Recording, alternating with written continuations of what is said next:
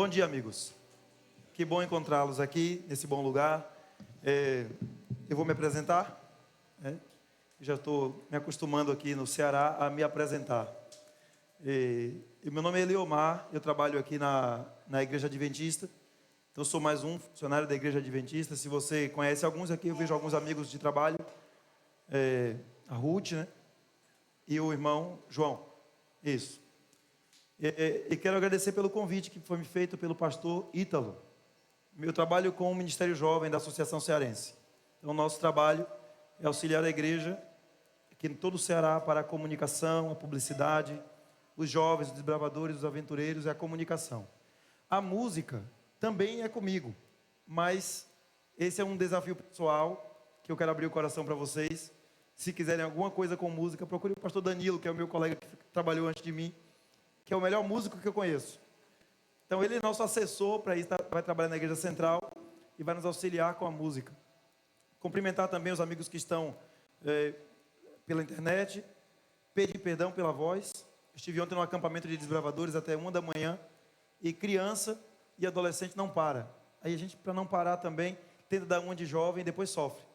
Então, eu ainda estou de mudança, então estou me adaptando aqui. Cheguei aqui há algum tempo. Minha mudança chegou ontem, 2 meses depois. Minha família não veio com a mudança. Eu pensei que vinha no caminhão, não veio. Elas diz que não vão, só vêm em janeiro, estão se despedindo dos amigos. Moramos por 6 anos em Natal. E eu tenho sido abençoado por Deus no ministério pastoral há 15 anos, porque sempre morei na praia. Eu não sei se é porque acham que eu gosto de praia. Eu sou baiano. E baiano gosta de praia e gosta de rede. Eu nasci na praia, morei na Ilha do Marajó, na praia, por 3 anos. Depois morei em João Pessoa, na praia. Morei em Natal, na praia. E moro aqui, praia também. É sinal de que eu não vou trabalhar muito, mas vou curtir muita praia. Geralmente me confundem quando eu passo por aí. Dia desses eu estava no aeroporto, alguns meses atrás, e um garoto gritou e falou: mãe, olha ali o goleiro do Flamengo. Aí o rapaz veio tirar foto, né? Aí eu coloquei a passada de jogador e tirei a foto com o garoto e fiquei pensando como é que ele vai fazer quando mostrar para os meninos. E o cara disse: esse aí não é o Hugo, não. Esse aí é fake. Por isso que é bom se apresentar, para que a gente vá se conhecendo. Eu já fui confundido com um monte de coisa. Lá no passado me confundiam com aquele cantor da Assembleia de Deus, Para Nossa Alegria. Era outro, era terrível. Pior que parece mais do que o goleiro. E o goleiro é rico e ele é pobre. Eu preferia parecer mais com o goleiro. Mas pior do que isso, já fui confundido com um ladrão. E eu não sei porquê, mas eu sempre reviso essa história porque eu acho que eles exageraram. Eu não sei se alguém aqui já foi a João Pessoa. Eu morava em João Pessoa, próximo à praia de Cabo Branco. E cheguei tarde de casa, sem comida. Minha esposa, somos casados há 16 anos. Então, quando nós casamos, nós não sabíamos ainda quais eram as responsabilidades de um casal. Então, lá em casa, é tipo assim, cada um se vira. E aí ficou assim até hoje. Eu cheguei em casa e falei: Rose, tem o que para comer? Ela olhou para mim, sentada, estava lá no sofá, assistindo uma série. E ela disse: não tem nada.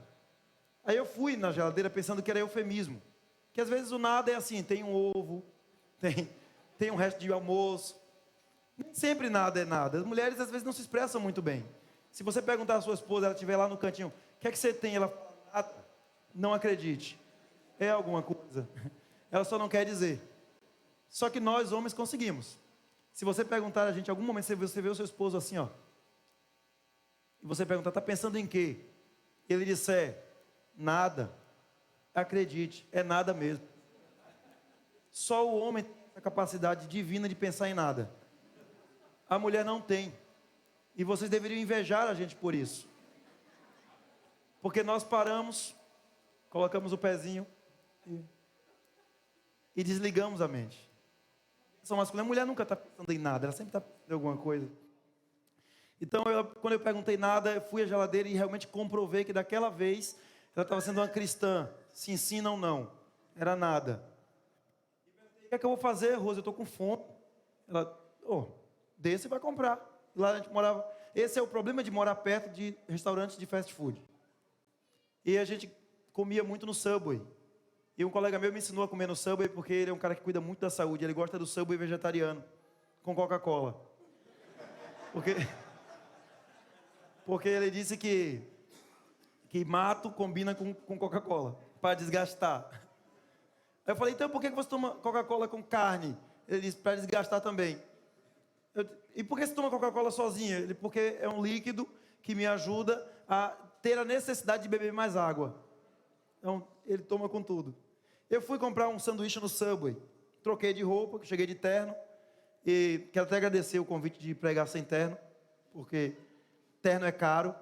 Então, meu sonho era que um dia a igreja disse, não precisa mais usar terno, não. Porque você deixa lá, vai numa loja de terno, deixa um rim para comprar um terno. Então, eu agradeço pelo... Eu vou pregar mais vezes aqui. Que aí eu economizo, se você souber por que é. Porque o pastor vem tanto aqui, esse pastor, para economizar roupa. Tirei o terno, coloquei uma bermuda, uma camiseta, um boné e fui até o sanduíche comprar, com muita fome.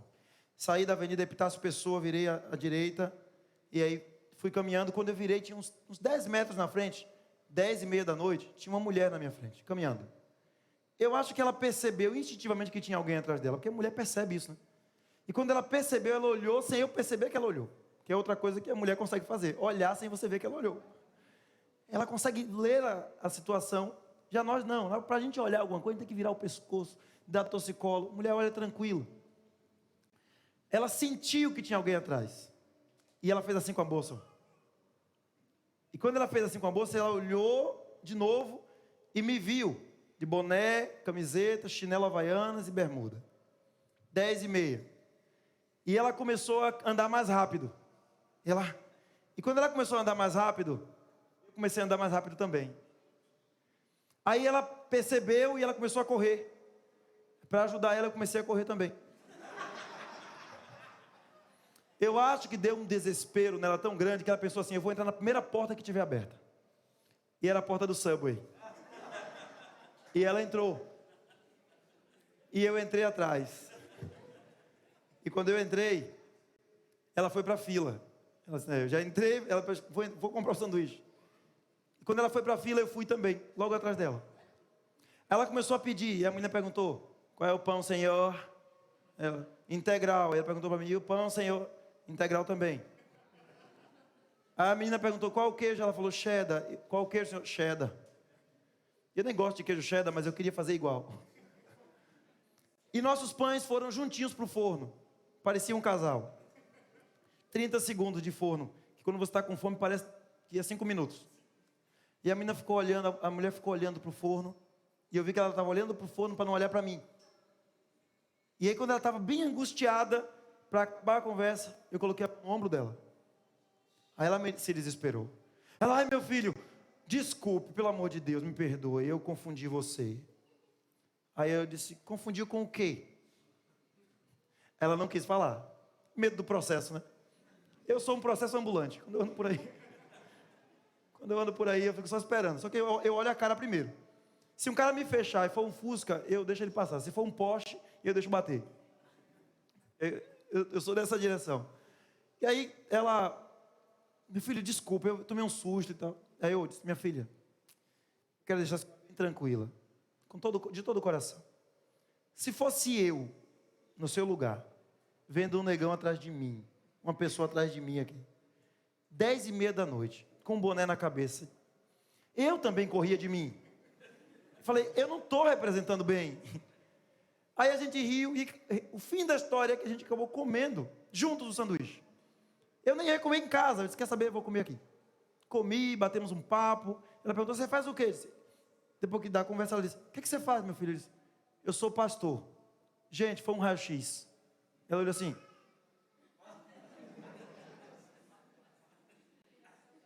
Ela, de que igreja? Aí eu fiquei com vergonha de dizer a igreja, né? Isso é aquela ali da esquina.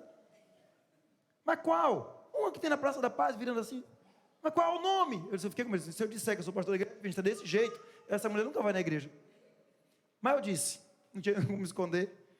E ali ficou como experiência de que, geralmente nós confundimos as pessoas e também temos uma tendência natural, humana, de tirar conclusões com respeito às pessoas, sem conhecê-los.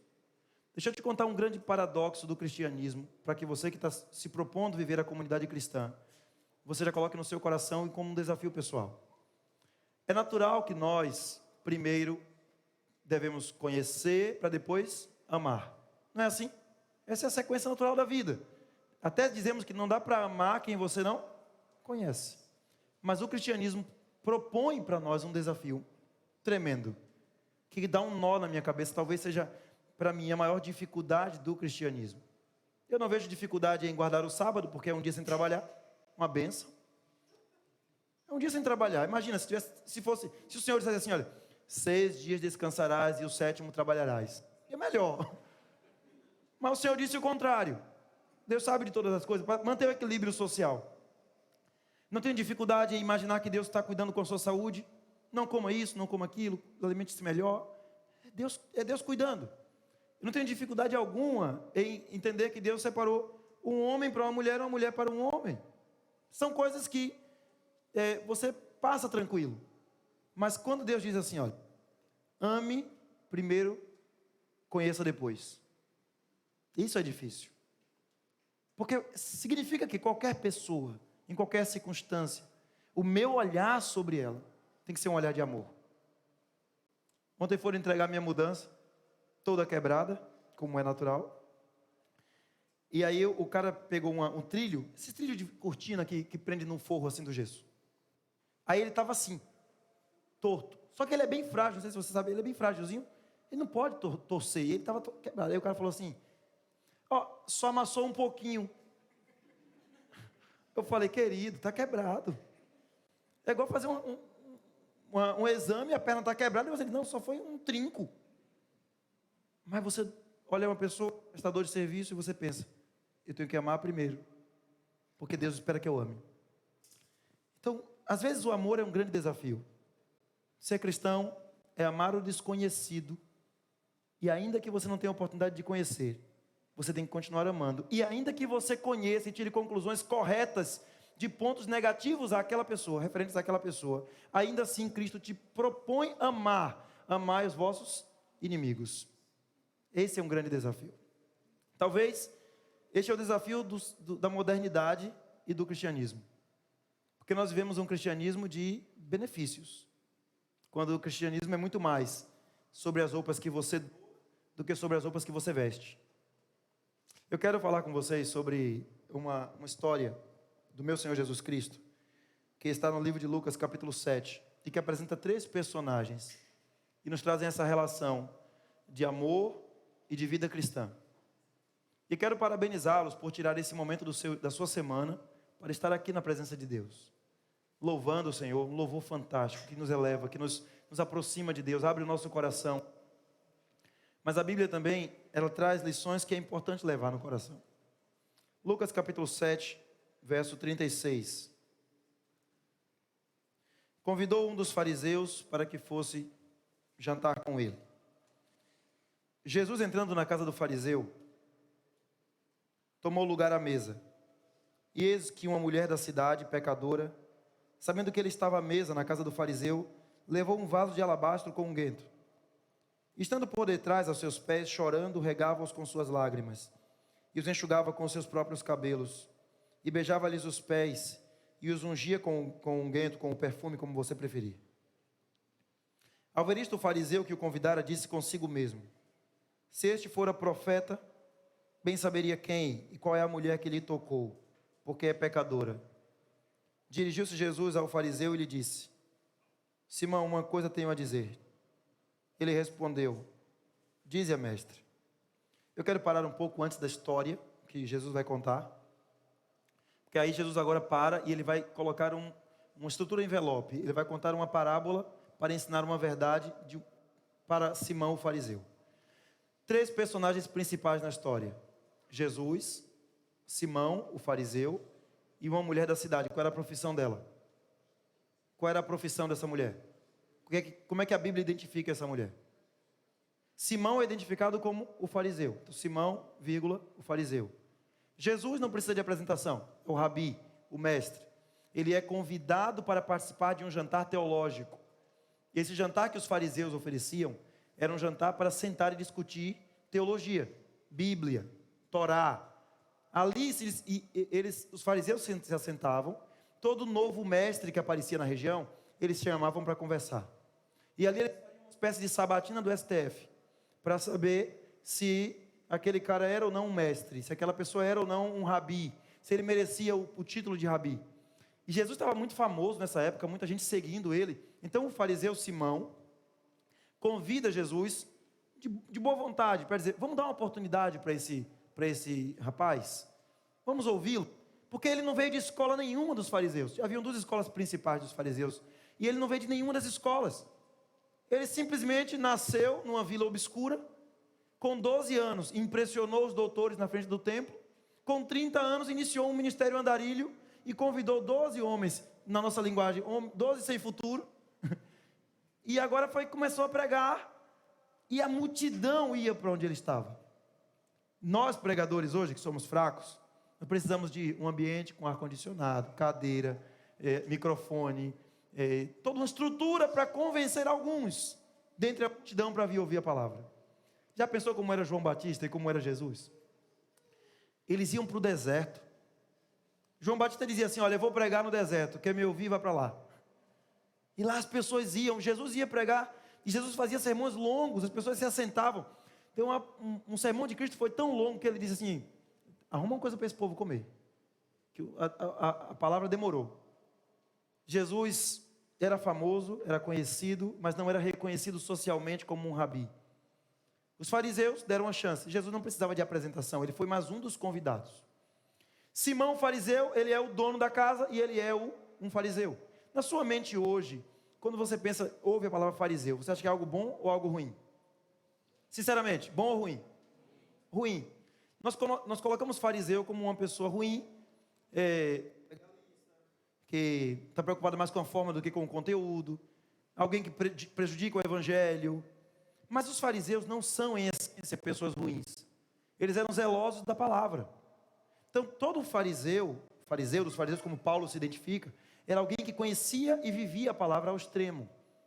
O grande objetivo da vida deles era obedecer a Deus. Então, Simão não é visto como uma pessoa ruim por ser fariseu.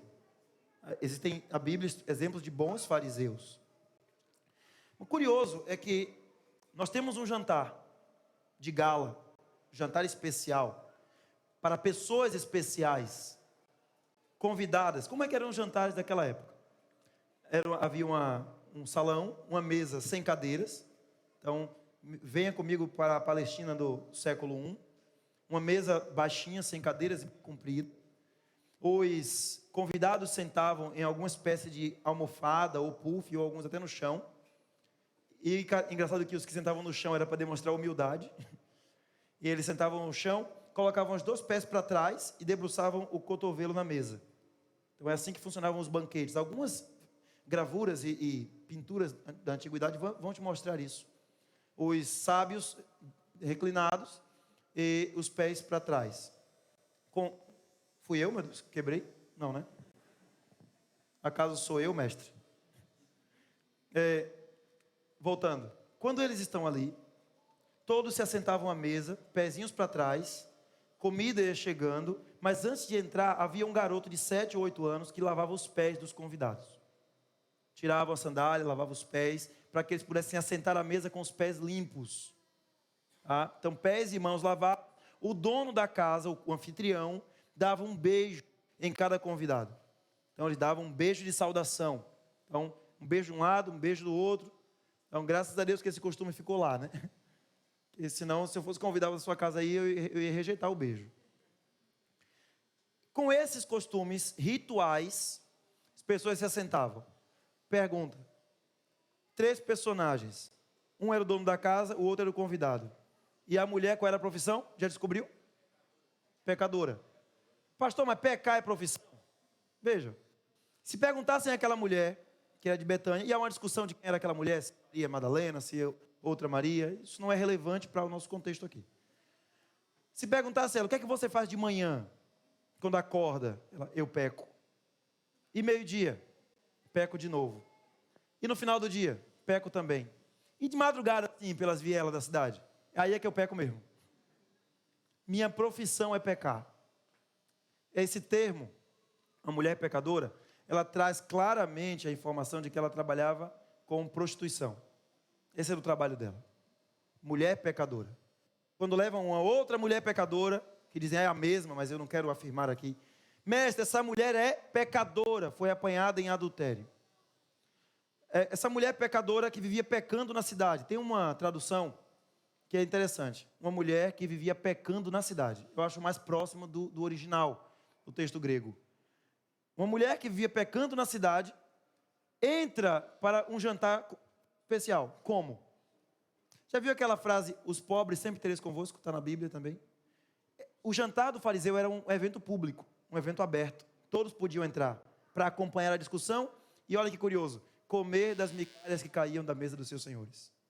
Então a ideia, os pobres sempre tereis convosco, os mais afortunados se assentavam à mesa, e a comida ia sobrando, e o resto ia sendo jogado, e as pessoas iam comendo, e os cachorrinhos estavam ali também e iam comendo. Tem um outro momento que uma mulher insiste com Cristo, ela diz, até os cachorrinhos comem da mesa, que eu que sou de Samaria, não posso receber um pouco da sua bênção.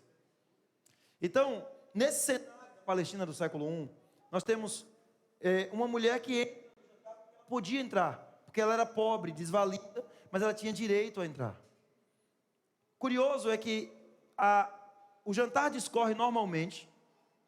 Possivelmente Cristo estava conversando com eles conversando com Cristo sobre a Torá, sobre a lei, sobre Deus, sobre o Pai, sobre amor. E nesse momento uma mulher interrompe e ela toca os pés de Cristo.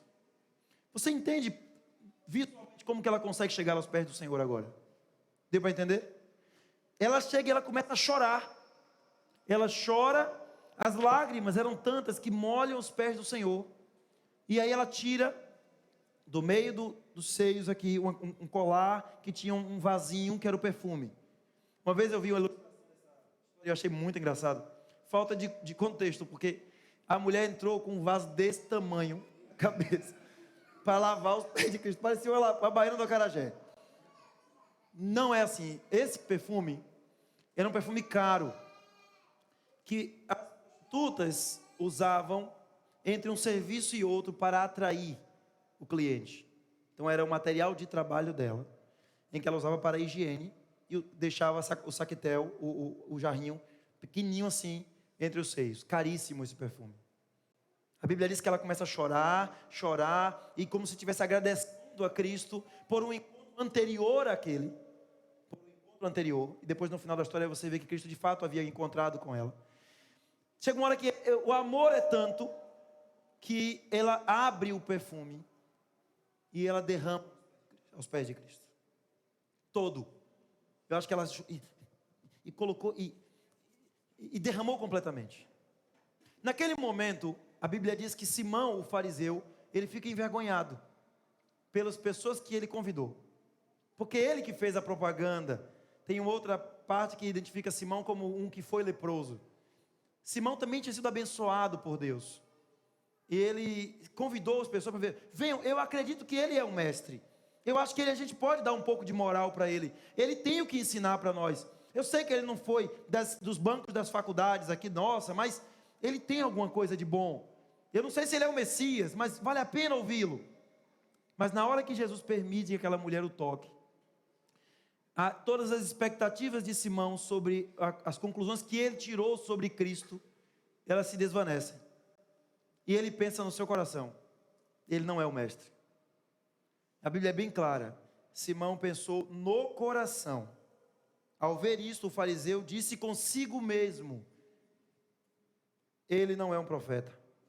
Porque se ele fosse um profeta, se ele fosse um mestre mesmo da parte de Deus, se ele entendesse a Bíblia, se ele aplicasse da maneira como nós aplicamos, se ele fosse alguém enviado do céu, ele saberia quem é essa mulher, quem e qual é o tipo de mulher. Então ele usa duas conjunções interessantes aqui. Ele saberia quem e qual. Quem e qual. Quem é o nome, é a origem. Qual é o tipo. E aí é que dói. Quando nós deixamos de identificar as pessoas por quem Cristo amou, por quem é você, e se interessar genuinamente por essa pessoa, e começamos a definir qual é a qualidade que nós damos àquela pessoa. Então, quem que nós achamos que ela é? Então, quem e qual é a profissão, qual é o tipo, qual é a conduta, qual é a postura dessa mulher? Ele saberia que ela é pecadora. E saberia quem é a mulher que lhe tocou. Quando quem me tocou é usado nesse momento, era um toque com conotações sexuais. Não sei se você sabe do escândalo que seria, já imaginou o escândalo que era naquela época? Algumas coisas. Primeiro, uma mulher falar em público. As mulheres não falavam. Esse era um grande escândalo. As mulheres não se dirigiam. Na igreja, as mulheres não pregavam, né? Elas sentavam, era um cultural. Algumas outras informações culturais sobre a mulher daqueles tempos. Ela não soltava os cabelos em público. Só quem via os cabelos da esposa era o marido. Quem é que andava com os cabelos mostrando na rua? As prostitutas. Elas eram diferentes por isso.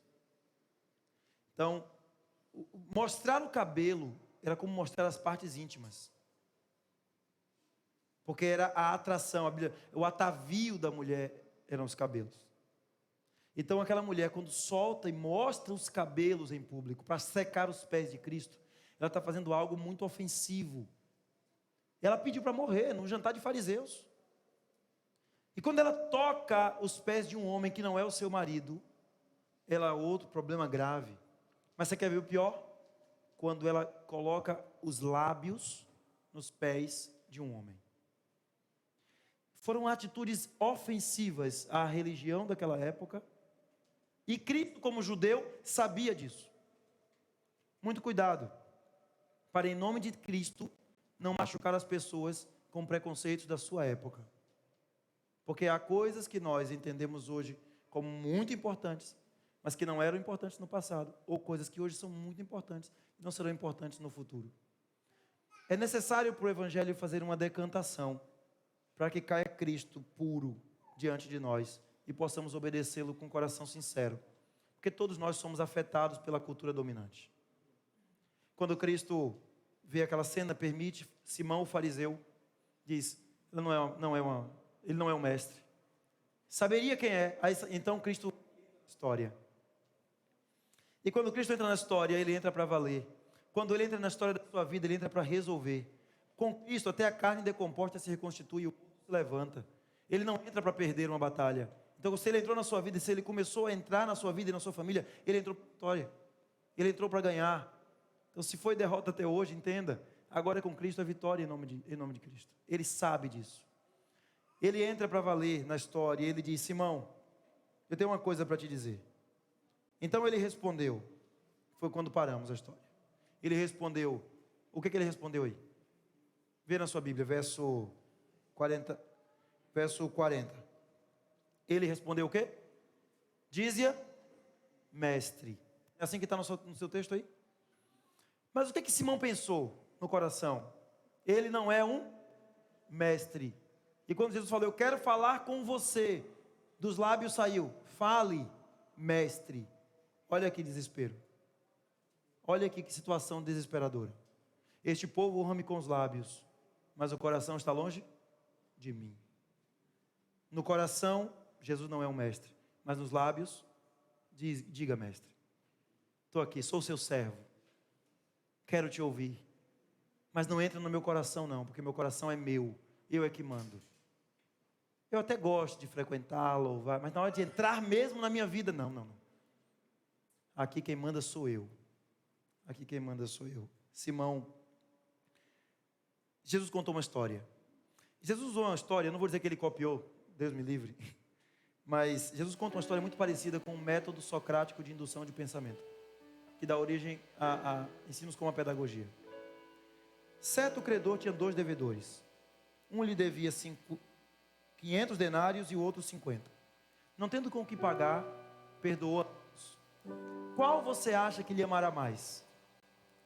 Aí Simão, obrigado a responder, disse: suponho que aquele em quem mais perdoou. Aí Jesus diz, voltando-se para a mulher, Jesus diz: julgaste bem.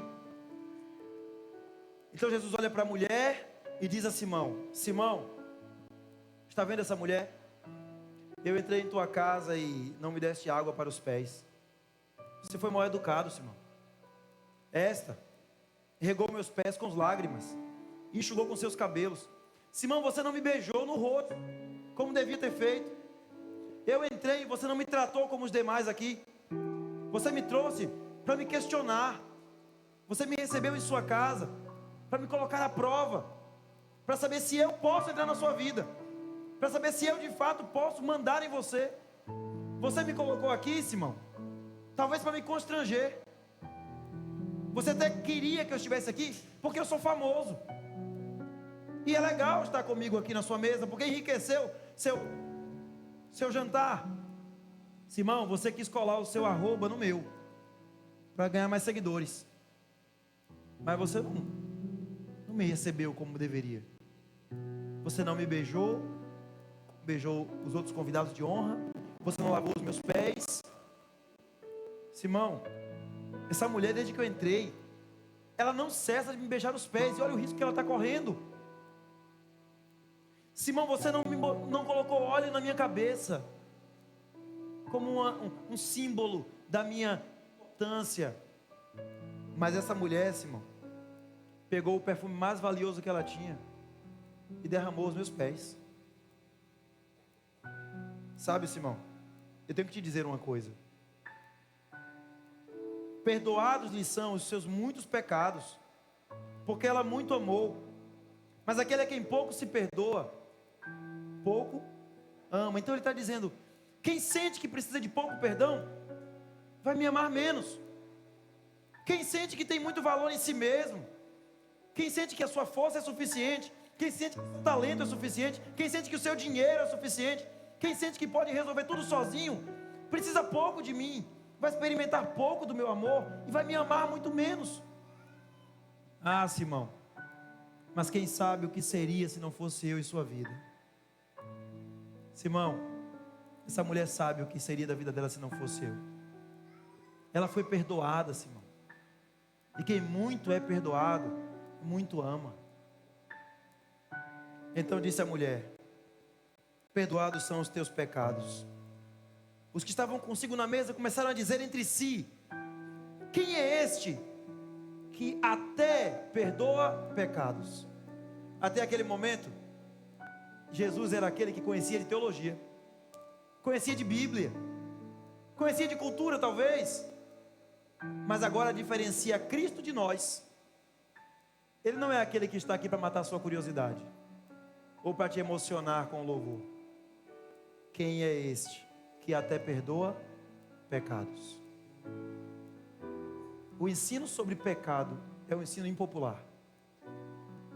Cristo Jesus veio ao mundo para salvar os pecadores, dos quais eu sou o principal. É olhar para si mesmo e entender que se não fosse Cristo, a sua graça, o sacrifício por nós, a sua companhia através do Espírito, estaríamos perdidos, completamente perdidos. O homem é uma ferida aberta ao mundo, cujo destino é a morte, se não for Jesus Cristo em sua vida. Quem é este que até perdoa pecados? Então Jesus disse: vai, mulher, a tua fé te salvou, pode ir em paz. Essa história tem 3 personagens. Eu quero concluir deixando claro o que eles representam: Cristo, o Senhor eterno, nosso Deus; Simão, aqueles que pecam com a lei; a mulher, aqueles que pecam sem lei. Mas ambos eram pecadores. A parábola dos 2 pecadores mostra que não há ninguém que não tem pecado, mas há alguns que não reconhecem que são pecadores. Quanto menos você percebe o seu pecado, menos você percebe a necessidade de Cristo. Eu nasci num bairro na frente do aeroporto de Salvador, um bairro bem perigoso. Eu gosto de ir lá. Sempre que vou de férias, gosto de caminhar no bairro, encontrar meus amigos e jogar um futebol. Alguma coisa que fazíamos antes que... Tinha uma coisa que fazíamos antes que irritava a gente. Quando estava ali 10h30 da manhã, parava tudo, corria todo mundo para casa para assistir Dragon Ball Z. Hoje os adolescentes têm outras preocupações, né? Minha única preocupação quando era adolescente é saber quando o Goku ia juntar as esferas do dragão. E eu me lembro de um dia que o desenho estava no auge e passou o avião. E você não sabe o que acontecia naquele tempo quando um avião passava perto da sua TV. A TV saía do ar. E aí alguém tinha que subir lá no telhado e mexer para voltar. Isso é ruim para quem mora longe. Imagina quem mora na frente do aeroporto. Tinha jogo que meu pai dizia: fica lá a antena. E eu me lembro bem da cena. Eu tinha uns 10 anos, eu entrei no clube e o clube preparou um passeio. O diretor de clube é muito mentiroso, né? Nós vamos fazer um passeio de avião. E eu fiquei pensando: que negócio incrível. O uniforme. E ele levou a gente para o aeroporto, andando. Lá fomos nós fazer um passeio de avião. E a gente divulgou para todo mundo que íamos passear de avião. Eu nunca tinha visto um avião de perto. Eu só vi o avião me atrapalhando. A minha visão de avião era aquela coisa que me atrapalhava. Eu não sei porque esse povo tanto viaja. Eu me lembro que na época, eu sou velho, o avião, ele era Varig.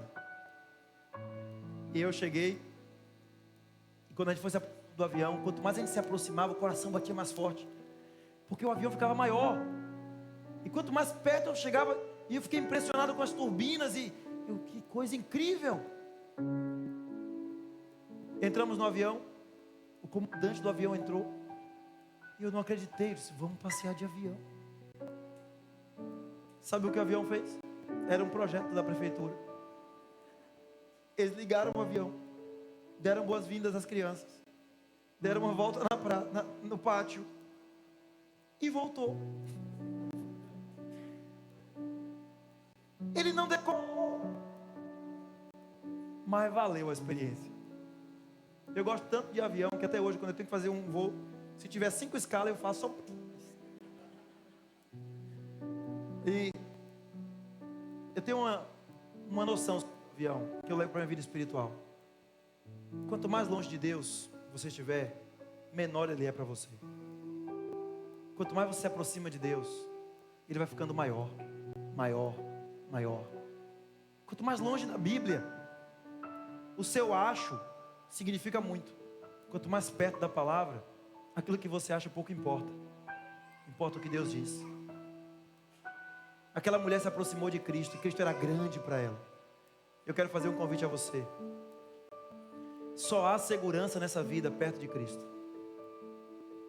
Quando você se aproximar dele, você vai experimentar uma segurança tremenda, uma segurança impressionante. Você não vai se sentir só, você não vai ter vergonha, não vai ter problema em correr riscos sociais, porque você vai saber que Cristo está com você. Aquela mulher podia perder tudo e tomar uma decisão. Pode custar muito, não tomar pode custar tudo. Vamos louvar ao Senhor juntos agora e cantar a Ele, dizendo assim: Senhor, eu sou teu, e eu sinto segurança em ser teu. Eu estou me aproximando do Senhor, e quanto mais eu me aproximo do Senhor, mais eu percebo o quanto o Senhor é grande, o quanto o Senhor é magnífico, o quanto o Senhor é poderoso. Não pare de se aproximar de Cristo. Não pare de entregar a sua vida na mão dele. Não deixe de ser fiel. Derrame tudo que tem em suas mãos, porque aquilo que importava não importa mais. Aquilo que era relevante no passado não é mais, porque Cristo entrou na sua vida e Ele vai purificar você em nome dele. Eu te peço que, ao louvar essa canção, é um cântico antigo, é um hino antigo da igreja. Ele é escrito há muitos anos, mas agora ele vem com a atuação. Vamos orar. Santo Deus e amado Pai que habita no céu, nós amamos ao Senhor. Derramamos em Tua presença toda a nossa vida, tudo que somos, os nossos sonhos, a nossa família, os nossos projetos pessoais. Queremos, Senhor, acima de todas as conquistas humanas, buscar em primeiro lugar o Seu reino, a Sua justiça, para que todas as outras coisas sejam acrescentadas. Obrigado, Senhor, pela condução do Teu Espírito em nossa vida. Através da Tua palavra nós aprendemos que amor pelo Senhor que nós dedicamos a Ti, no Teu perdão completo por nós. Pai querido, ajuda Teu povo a se aproximar mais de Ti, para que ao se aproximarem do Senhor, contemplem a Tua grandeza, contemplem a Tua glória, contemplem o Teu amor, e sejam transformados pela contemplação do Senhor. Abençoa esta comunidade cristã, para que juntos eles cresçam na graça e no conhecimento de Cristo, para que representem ao Senhor nesta região, e para que mais famílias se encontrem contigo. Que o Senhor nos abençoe e nos guarde, que o Senhor faça resplandecer o seu rosto sobre nós e tenha misericórdia de nós, que o Senhor sobre nós levante o rosto e nos dê a paz, em nome de Jesus. Amém.